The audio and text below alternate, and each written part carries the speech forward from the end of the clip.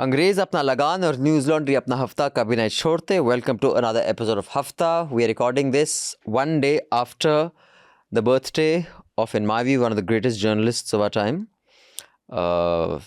One among two, Bapu Gandhi. So Can you really call him a journalist? Yeah. He used to write and he was the editor-in-chief of a paper. Not really a journalist, no. He So also was used Ambedkar. journalism for his own propaganda, which is good. I mean, it was... Was it funded by Soros? But otherwise it doesn't count. Wasn't funded by Soros. But yeah, so happy Gandhi Jayanti to everybody. We are recording this on the 3rd of October at 4 in the afternoon. And there has been much action in the Middle East, which of course is part of the headlines. Yes, but before my God. Manisha takes us through the headlines, and lots of interesting things have happened in country and overseas. I have two announcements. One is that our first episode of the 3-part series from the Middle East, hosted by Srinivasan Jain, which is a partnership between News Minute, Newslaundry and Srinivasan, has gone online on Monday. You can check it out. There will be 2 more videos being followed by this. This is ad-free, non-sponsored journalism funded by you. There was a budget of about 18 odd lakhs that was put, and 17.5 lakhs have been topped up. Just 50,000 is left. So thank you so much. And kudos to so many of you for making ad-free journalism possible. We want to send our crew, our producer, in fact, the producer of Hafta will be going. Many of you have probably seen her, met her Priyali. She will be going with Vasu and a researcher to the US to cover the US election. And our hope is that we will cover stories that you will not see Western media cover with the kind of prism for what the Indian diaspora wants, needs, because it's not such a big lobby. It's not like the Jewish lobby or the black lobby or the Hispanic lobby.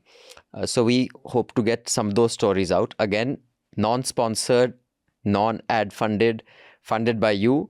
That Sena project is also up, so we'd appreciate if you top it up. It's, I think, 50% there. We'd really appreciate it if you can, because if it's only gets topped up 50%, they'll go, but then we can't get them back. So then we want to get Priyali back because we don't want a headline. Newslaundry's producer missing, along with the Bhangra troupe. That was a company. Kabutar. So yeah, and it was last week, in fact, was podcast week, right? International Podcast Day, International Podcast Week, which is why all these podcasts are free. And our producer will decide whether this one is free or not. But before you get the headlines, let me just introduce the panel because people will be wondering, we have a new face here. So of course, we have our in-house team, Manisha Pande, who is back from Haryana. She'll tell us about Haryana. She and Atul have travelled all over covering the election after Jammu and Kashmir. Travelled all over. Atul and I have just done day trips. A few places. Okay. Then Hridayesh Joshi. He is an in-house resource, more or less, but actually he's an independent journalist. But we consider him one of our own family. We consider him ghar ki kheti. Ghar ki kheti. But not dal barabar. Yes. Sorry, I have mixed two things. Ghar ki kheti dal barabar. No, you are not mooli. Kya ghar ki kya hota hai? Kheti mooli. You've just basically made vegetarian. You've made basically what they used to call a vegetable jhalfarezi. When I was young, there used to be, all restaurants had vegetable jhalfarezi. What is it? Basically, यहाँ जो कुछ बचा खुचा था डाल के उस पे खोया डाल के serve it. So basically, she is taking a mishmash of what 8 different proverbs. No, but what's the proverb with mooli? Nothing with mooli. खेत की मूली. तुम किस खेत की मूली हो? तुम किस खेत की मूली हो? तुम किस खेत की मूली हो? She is just making it worse. Bad to worse. Raman Kirpal. Hello. Anand Vardhan. Hello. And our special guest today is Kallol Bhattacharjee. Welcome, Kallol. Thank you so much for coming. You've been a journalist for over 2 decades. He's reported extensively on South Asia, on South Asian affairs and the conflicts in West Asia and North Africa. He's currently the senior assistant editor with The Hindu. Before that, he has had a decade-long stint at The Week. He has authored the following books. The links to the books are in the show notes, so you can buy them. And his latest book, you can watch a really great conversation between Anand and him on Newslaundry, on his latest book, on Nehru's first recruits. The diplomats who built independent India's foreign policy. In fact, the link to all these will be in the show notes. And he's authored The Great Game in Afghanistan, Rajiv Gandhi, General Zia, and The Unending War. So we'll have two very specific things to discuss with him today. Thanks, sure. But before that, let's get the headlines from Manisha Pande. So I don't think Iran will escalate this any further. But the language that we are hearing from the Israeli commentators, their former prime ministers and others, including Netanyahu, that is where the real concern is. And that is where the impression is coming from, that, perhaps they want a very big war. Because also I think... Netanyahu's address where he said the Iranian people will be freed sooner than most people think. Iran's tyrants don't care about your future, but you do. When Iran is finally free, and that moment will come a lot sooner than people think, everything will be different. No, because also I think after almost a year of being on the back foot domestically, that he was getting lambasted by, domestic media, protests in Tel Aviv. After the knocking off of the Hezbollah chief, is the first time where apparently his approval ratings have gone up and he is actually someone who the public is responding positively to. So this is... So if for him to escalate it and go all the way is the only way to get his credibility back. Otherwise, till about 4 months they were saying that the day the war stops, this guy's done. Now he's a stronger place. Yeah, but also, look at it from this point of view. 1 year ago, because we are today a year after 7th October 2023, Netanyahu was fighting against one entity, that too a non-state actor, Hamas. Right. But today, Israel is fighting nearly on 7 fronts, though Iran has said that it is not going to fire any more missiles. But then, how is it a strategically gainful war for Israel? I mean, where is it? What is the victory? Because the country or a nation gets into a war to win.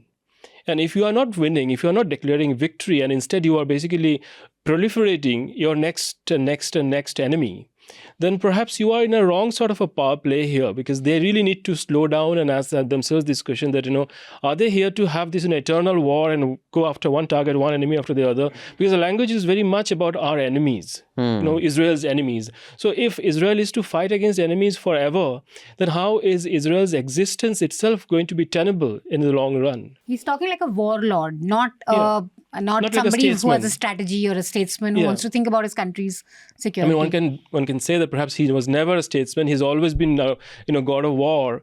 But then right now, after a year of... One problem that Israel has, despite being the preeminent military power in the region, apart from Iran, is that it lacks a strategic depth because of the size of the country, population, and the Iran can have a lot of proxies in the region, which Israel lacks. So it that robs it of what is called a strategic depth. So there is one problem there. Second is that one of the strategic objectives of Israel could be to draw Iran into this war. After drawing Iran into this war, it will become more difficult for US to distance itself from military aid. It's the best thing for Israel, basically. Right. Because if Iran positions itself with other powers as axis of resistance.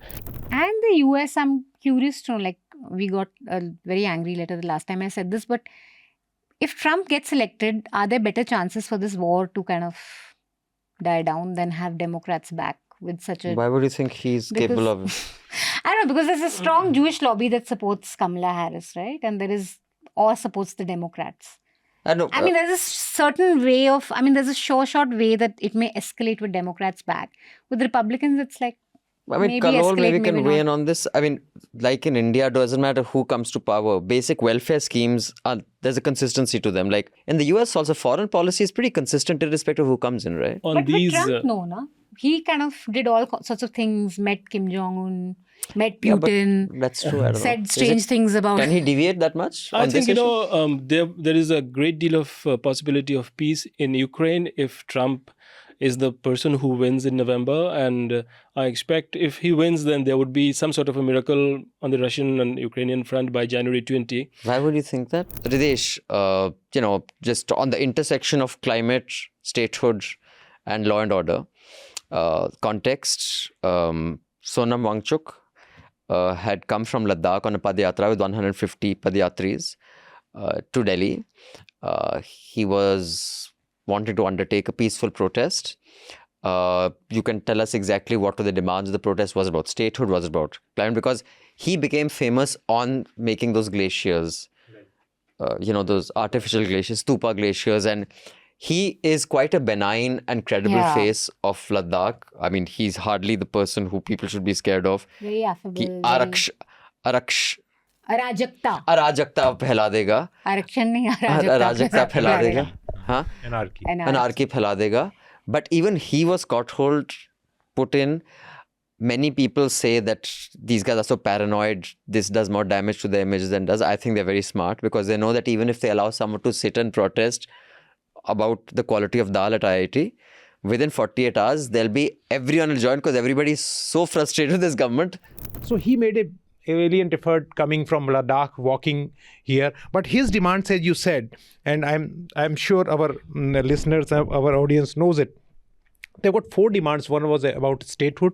Second is about strict schedule. And third was about setting up a employment commission, like public service commission. And fourth was that give us 2 parliamentary seats. And now is 1 parliamentary seat. In Ladakh. So what I recommend an article written in Down to Earth, a climate scientist from Ladakh. He has written that government, initially it was a euphoria when the state was carved out. When this 370 was in removed. Fact, even he kind of welcomed it, right? Yeah, he at least he did not, was not as disappointed as he is now. But the MP, who was sitting MP, who was in parliament, was also saying that. Correct. So everybody was very happy, and that something will happen. So in Ladakh also there are 2 parts, Leh and Kargil, and they had difference of opinion they have in some issues, but they have come together now. They have made a united front and they are fighting for this because they think it's a very not only ecologically fragile zone, it is, but it is also culturally. They are very conscious of environment, which I think a lot of people say in Uttarakhand or Himachal aren't.